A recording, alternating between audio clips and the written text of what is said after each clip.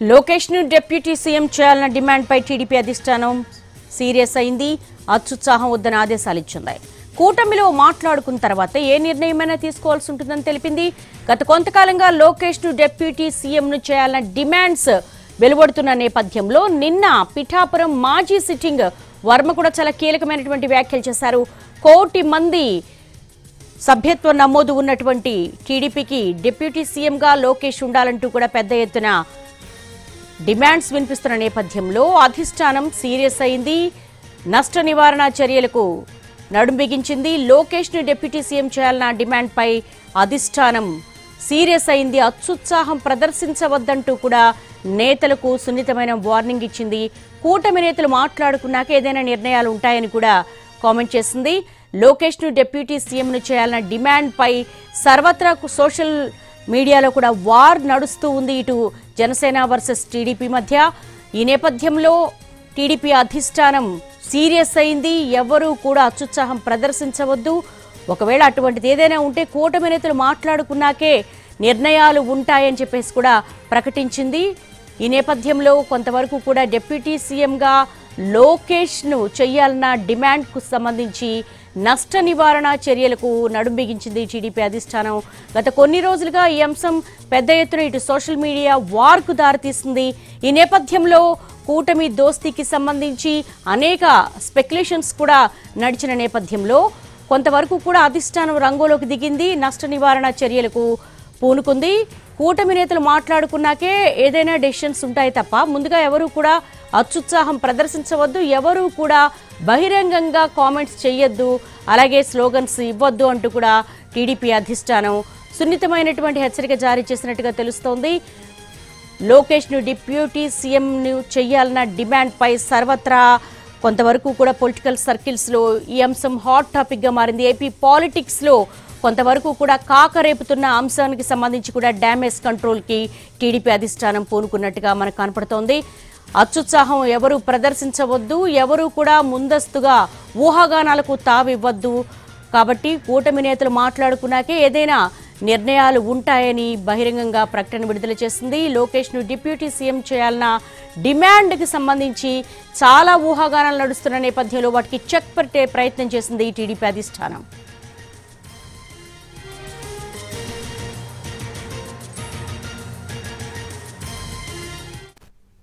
గత కొంతకాలంగా AP politics లో కాకరేపుతున్న అంశం లోకేష్ ను డిప్యూటీ సీఎం చేయాలన్న డిమాండ్స్. దీనికి సంబంధించి టీడీపీ అధిష్టానం స్పందించింది. సీరియస్ కూడా అయ్యింది. అత్యుత్సాహం వద్దని ఆదేశాలు ఇచ్చింది. దీనికి సంబంధించి లేటెస్ట్ ఇన్పుట్స్ మా ప్రతినిధి ప్రసన్నను విజయవాడ నుంచి అడిగి తెలుసుకుందాం.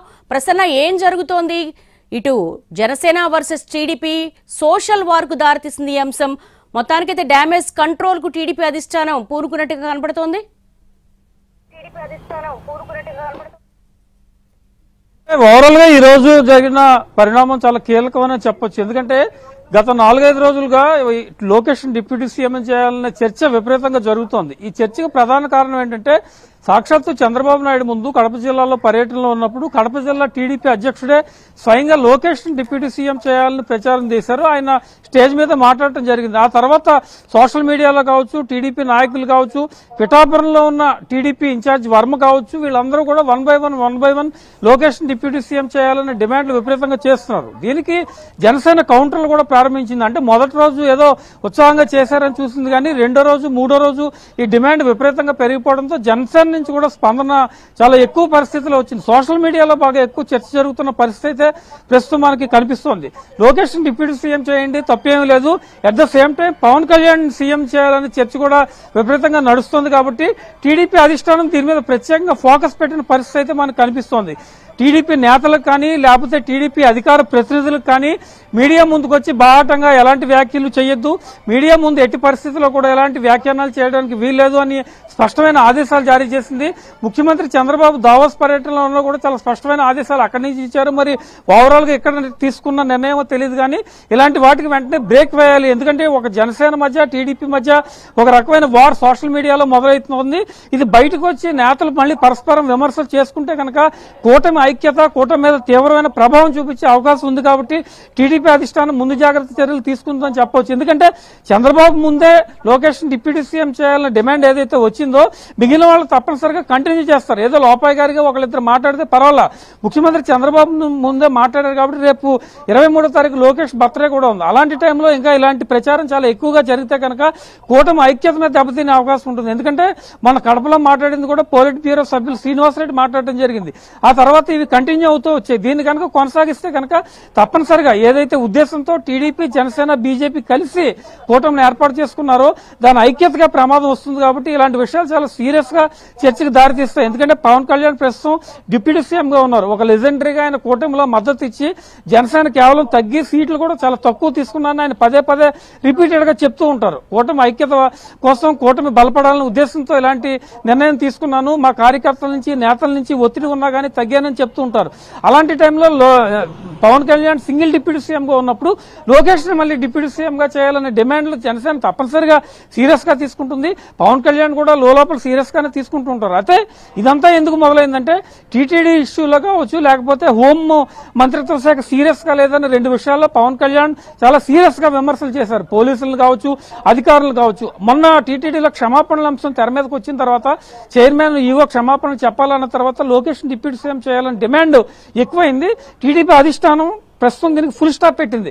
ఇక నుంచి ఎవరు మాట్లాడకూడదు, ఇలాంటి విషయాలు బయట ఎట్టి పరిస్థితుల్లో మాట్లాడకూడదు అని ఒక ఫుల్ స్టాప్ పెట్టింది. కాబట్టి బహుశా ఈసారితో దీనికి ఫుల్ స్టాప్ పడే అవకాశం ఉంది. మరి ఇంకా కంటిన్యూ అయితే కనుక జనసేన కూడా సీరియస్ గా తీసుకుని రోడ్డు మీదకి రావచ్చు, సోషల్ మీడియాలో కావచ్చు. అందులో వాళ్ళ సోషల్ మీడియా ప్లాట్ఫామ్ చాలా ఎక్కువగా ఉన్న పరిస్థితి కూడా మనకు కనిపిస్తూ ఉంటుంది. జనసేన వైపు నుంచి వాళ్ళు కూడా ఎక్కువగా టార్గెట్ చేసే అవకాశం ఉంటుంది. కాబట్టి టీడీపీ ఒక ఫుల్ స్టాప్ పెట్టడానికి ప్రయత్నించింది. బహుశా ఇవాళతో దీనికి ఫుల్ స్టాప్ పడుతుందనే రాజకీయ వర్గాల్లో చర్చ కూడా జరుగుతుందని మనం చెప్పుకోవచ్చు. అంటే ప్రశ్న ఇక్కడ రెండు కీలకమైన పాయింట్స్ ఉన్నాయి. ఒకటి, అత్యుత్సాహం వద్దని ఆదేశాలు ఇచ్చింది. అట్ ద సేమ్ టైం కూటమిలో చర్చించిన తర్వాతే నిర్ణయాలు ఉంటాయని. అంటే డిప్యూటీ సీఎం ను లోకేష్ చేస్తున్నామనేది లేదు అనేది కాకుండా ఏదైనా నిర్ణయాలుంటే కూటమిలో డిస్కస్ చేస్తామంటే ఈ పాయింట్ ఎలా తీసుకోవాలి?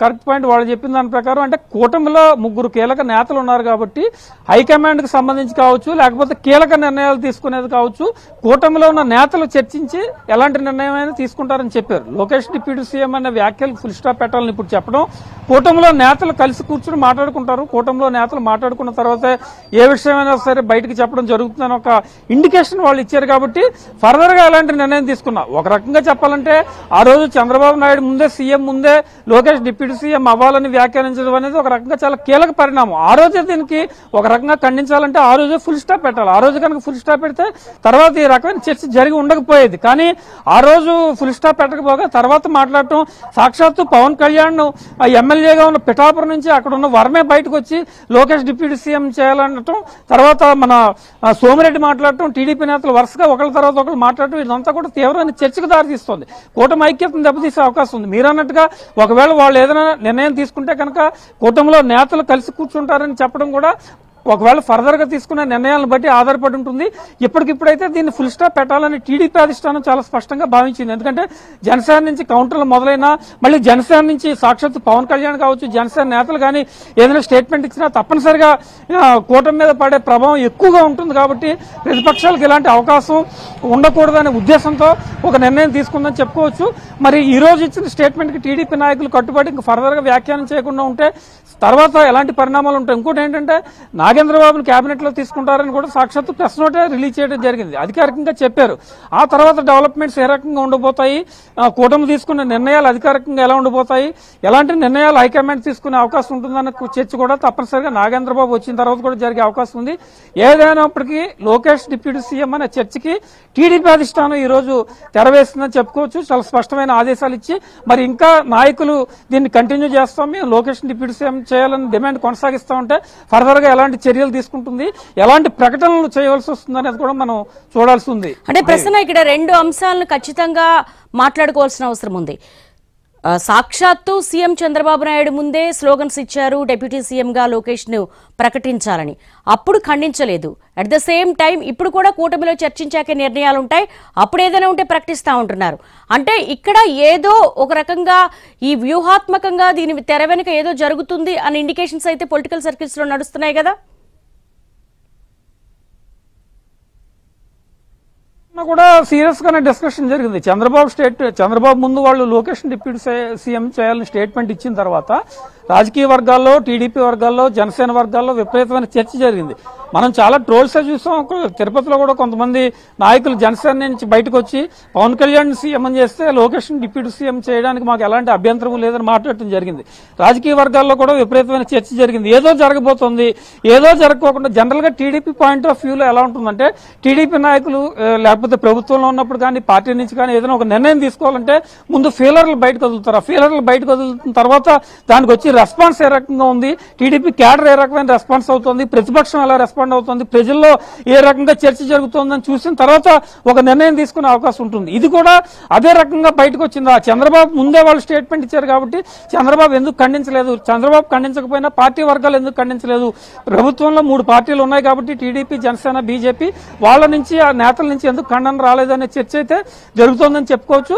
అయితే దీనికి సంబంధించి కంటిన్యూటీ బహుశా ఇంకా ఉండే అవకాశం అయితే ప్రస్తుతం కనిపించట్లేదు. ఎందుకంటే టీడీపీ అధిష్టానం చాలా సీరియస్ గా చెప్పింది కాబట్టి జనసేన నుంచి కూడా రెస్పాన్స్ సీరియస్ గానే సోషల్ మీడియా కావచ్చు బయటకు వచ్చి మాట్లాడుతూ ఉన్నారు కాబట్టి దీనికి ఒక ఫుల్ స్టాప్ ఈ రోజు పడుతుందని భావించాలి. అయితే ఒక 6 నెలలు 7 నెలలు కూటమి ప్రభుత్వం పాలన చేసిన తర్వాత వాళ్ళు చాలా కాంక్రీట్ గా మేము పరిపాలిస్తామని వాళ్ళు వచ్చారు. ఆ రోజు అధికారంలోని పార్టీ మీద ఎలాంటి విమర్శలు చేశారు, ఎలాంటి ఓడించారు, 164 సీట్లతో చాలా స్టబాన్ గా గవర్నమెంట్ ఏర్పాటు అయిన తర్వాత 6 నెలల లోపే పవన్ కళ్యాణ్ ప్రభుత్వం మీద, పోలీసు అధికారుల మీద, కొంతమంది మీద విమర్శలు చేయటం, లోకేష్ డిప్యూటీ సీఎం కావాలని అనటం, మళ్ళీ జనసేన నాయకులు బయటకు వచ్చి పవన్ కళ్యాణ్ సీఎం కావాలని అనటం, ఈ రకమైన చర్చ అంతా గందరగోళం కేవలం 6-7 నెలల్లోనే జరుగుతుంది. కాబట్టి ఇలాంటి వాటికి తప్పనిసరిగా ఫుల్ స్టాప్ వేయకపోతే కనుక అసలు కూటమి ప్రభుత్వంలో ఏం జరుగుతుందని జనంలోకి బలంగా సంకేతాలు వెళ్తాయి, పబ్లిక్ లో డిస్కషన్ జరుగుతుంది, ముఖ్యమంత్రి అధికారం పవర్స్ కోసం కొట్టుకుంటున్నారని ఒక ఇండికేషన్ బయటకు వస్తుంది. కాబట్టి టీడీపీ తన రాజకీయ చతురతో పార్టీ ఒక కీలకమైన ఆదేశాలు ఇచ్చింది.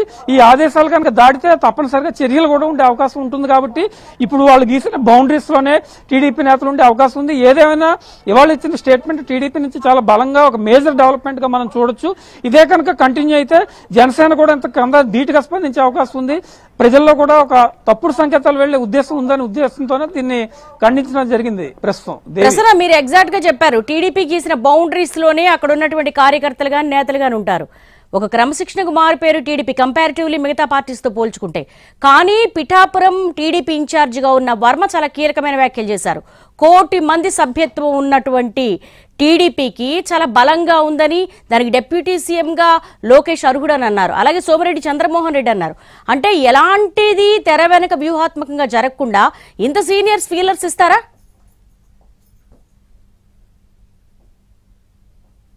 అంటే దీనికి గల కారణాలు ఏంటంటే ప్రధానంగా లోకేష్ ని డిప్యూటీ సీఎం చేయాలనే డిమాండ్ వెనుక కొన్ని వ్యూహాత్మకంగా కూడా చేసిన పరిస్థితి మనకు కనిపిస్తోంది. మీరు చెప్పినట్టుగా ఏదో ఒక లీడర్ చేస్తే దాన్ని అనుకోవచ్చు. కడపలో శ్రీనివాసరెడ్డి చేశాడు, ఆ తర్వాత వెంటనే సోమిరెడ్డి చంద్రమోహన్ రెడ్డి ట్వీట్ చేశాడు. సాక్షాత్తు పవన్ కళ్యాణ్ ఎమ్మెల్యేగా ఉన్న కాన్స్టిట్యున్సీ నుంచి టీడీపీ ఇన్ఛార్జ్ వర్మ చేశారు.